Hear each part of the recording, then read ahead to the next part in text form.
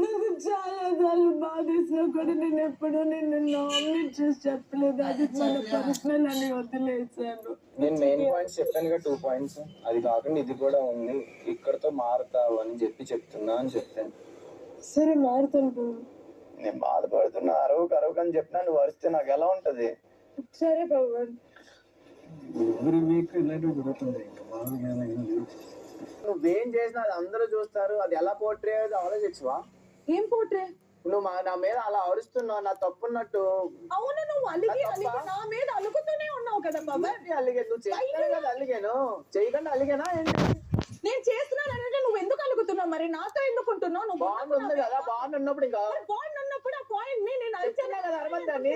నువ్వు అలగద్దని ఎలా చెప్తున్నావు? యాక్సెప్ట్ చేసినట్టు మాట్లాడకు. నేను యాక్సెప్ట్ చేశాను కాబట్టి ఉంటున్నా. యాక్సెప్ట్ చేసినప్పుడు మళ్ళీ అరవద్దు అన్నప్పుడు అరవకూడదు కదా. నువ్వు అలగొద్దు అన్నప్పుడు అలగకూడదు. మరి పవన్ నేనేం కాదు, నా మూడ్ లో ఉన్నాను. నీ మూడ్ నీకు ఎలానో నా మూడ్ నాకు అలాగే.